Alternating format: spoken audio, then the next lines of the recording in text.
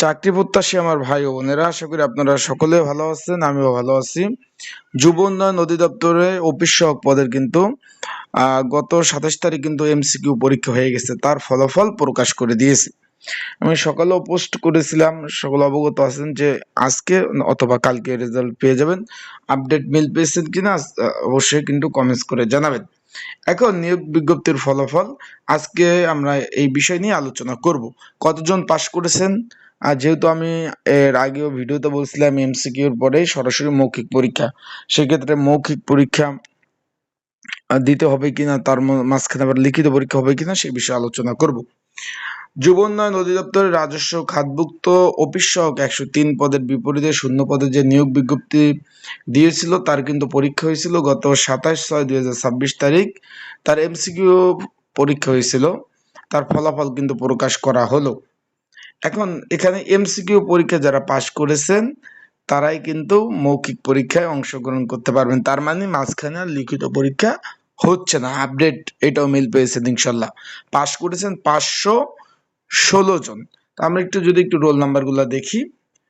তার আগে বলে দেই, যারা আমার ইউটিউব চ্যানেলে নতুন তারা অবশ্যই আমার ইউটিউব চ্যানেলটা সাবস্ক্রাইব করে রাখবেন। আরেকটা বিষয় হলো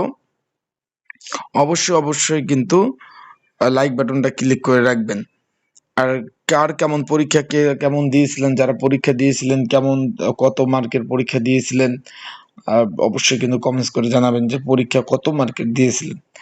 এখন এই যে রোল নাম্বারগুলো দেখতে পাচ্ছেন, এই যে 500+, এই যে 516 জন যে পাশ করছে তাদের রোল নাম্বারগুলো একটু ভালোভাবে যদি একটু দেখেন, এই যে রোল নাম্বারগুলো কিন্তু সুন্দরভাবে এখানে কিন্তু দেওয়া রয়েছে, একটু দেখেন সুন্দরভাবে। এই যে রোল নাম্বারগুলো দেখতে পাচ্ছেন। আপনারা কিভাবে নিজেরা রোল নাম্বারগুলো দেখবেন তাও দেখিয়ে দেব। পেজ নাম্বার 2 একটু দেখতে পাচ্ছেন, এই যে রোল নাম্বার 500+ কিন্তু পাস করেছেন।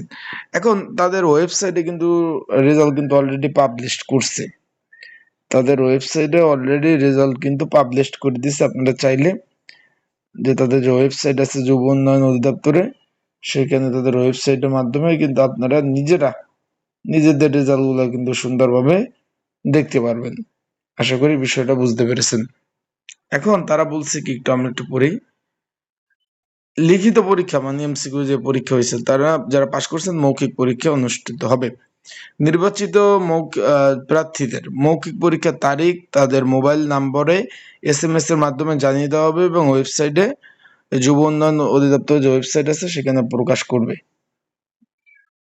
লিখিত পরীক্ষা প্রবেশপত্র মৌখিক পরীক্ষার জন্য ব্যবহার করতে হবে, তার মানে আপনাদের যে প্রবেশপত্রটা দিছে একই প্রবেশপত্র, নতুন কোনো প্রবেশপত্র আপনাদের দিবে না। আশা করি বুঝতে পারছেন। মৌখিক পরীক্ষার সময় সকল ধরনের যে কাগজপত্র চেয়েছে সবগুলা কিন্তু আনতে হবে, 2 সেট, 1 সেট সত্যায়িত করা, 1 সেট মেন কপি, এবং পরীক্ষা কোনো টিডি বিল দেবে না। আশা করি বিষয়টা বুঝতে পারছেন।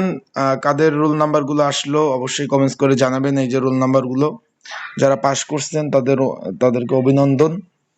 ভালোভাবে মৌখিক পরীক্ষার প্রস্তুতি নেন, ভালোভাবে প্রিপারেশন নেন। আশা করি বিষয়টা বুঝতে পেরেছেন। তা ভালো থাকেন, সুস্থ থাকেন।